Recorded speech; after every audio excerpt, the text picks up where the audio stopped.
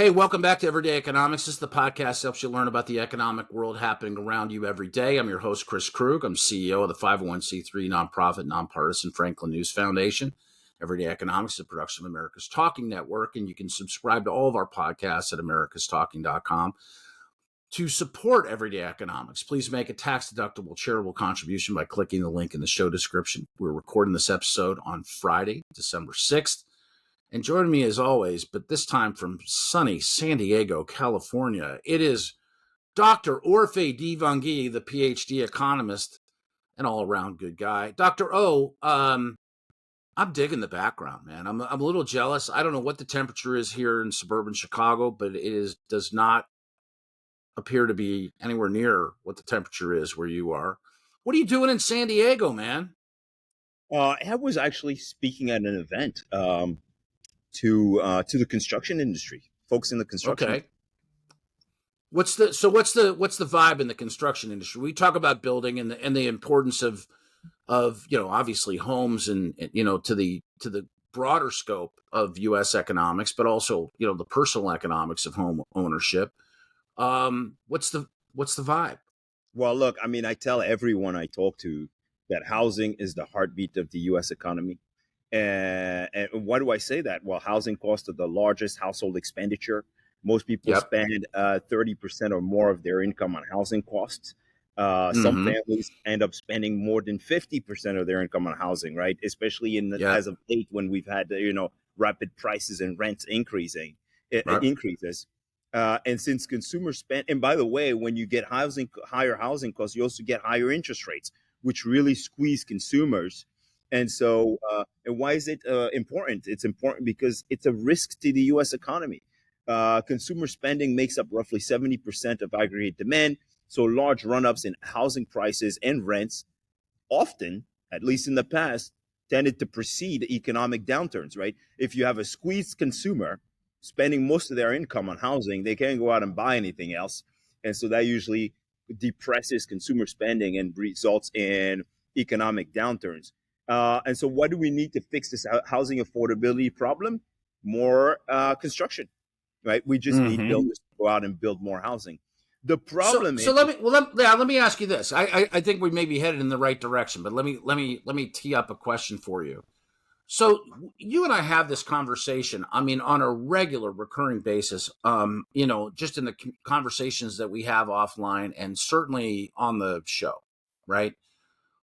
What's the obstacle? I mean, it's like if people need houses and we have in this country a robust and sophisticated network of builders literally across the entire United States.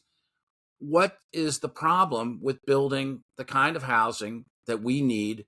Because I think the last time I checked in with you, you said we were 4.5 million houses short of what we need, right? And we're not going to get into the policy and politics of homelessness or unhousedness or whatever the PC way of saying that is. But what's the fundamental blockade that's preventing government the kind of housing that we need? Government policies and complex processes, right? So you have, places across this country where the density restrictions prevent builders from building, from leaning into higher density, building homes that are affordable for people, right? Project review time in some places can last 18 to 24 months. Right. So imagine, right, you come up with a nice project to build some housing and you need to wait 18 to 24 months to get a permit to go ahead and build that unit. Right. By that time, the market may have changed and it may no longer be profitable to build. And so these are kind of the risks, the upfront costs that builders are facing. And so as a result, they'll build less housing that they would normally have built than they would otherwise have built. And just to give you a clear example, right? The clear numbers, regular construction building across the country add roughly 9% to home values, to home prices, and to single family home prices, and about 4% to rents, right? Than they would be if we didn't have these complex processes in place. Mm-hmm. So I was reading this article that came out last month. Just kind of we're preparing, to talk about this, from the National Association of Realtors. And one of the things that they articulated, and I guess this has to factor into the equation, right, is that the profile, and I'm taking this straight from, the National Association of Realtors magazine, right? It's kind of their state of the industry and their look ahead to 2025 based on information from 2024. There were 5 items that they said.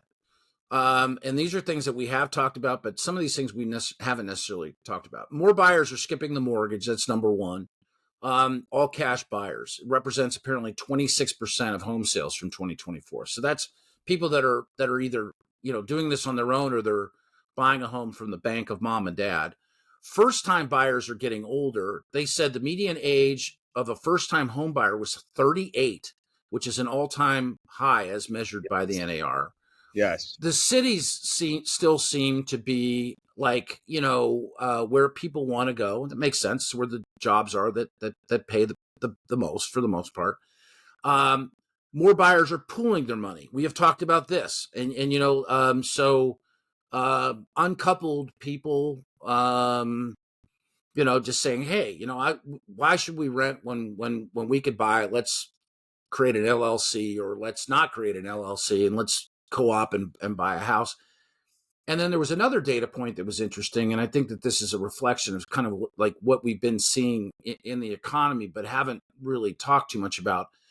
Single women buyers continue to outpace single men buyers. And again, this is based on information from the National Association of Real Estate.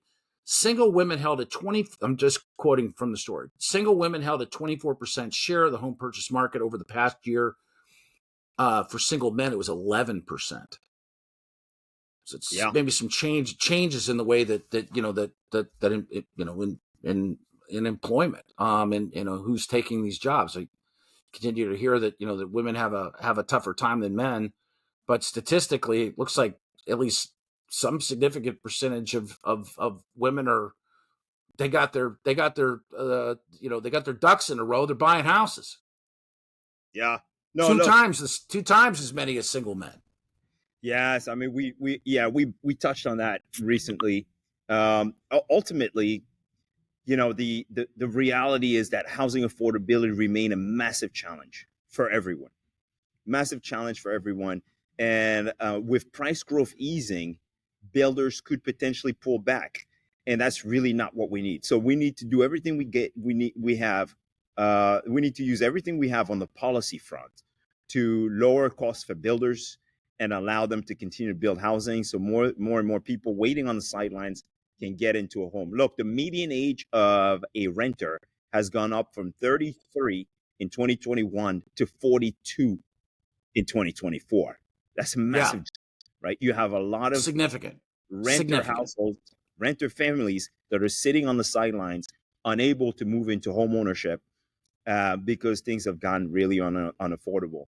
And the pockets of affordability across the country are found in places where builders are allowed to build more housing, basically responding to the increase in demand and keeping price growth in check. And that's what we need, right? We don't want housing across the country to look like housing in California, where I am right now in San Diego, where I can't even afford the typical home. You got it. Well, I mean, subject's not going away. We're going to continue to talk about it. It's a significant, economic driver and fascinating. Well, enjoy the rest of your time in San Diego. It's great to talk with you. Pleasure. For Orphe Divounguy, this has been Chris Krug. Subscribe to Everyday Economics and dozens of other high-quality podcasts at americastalking.com.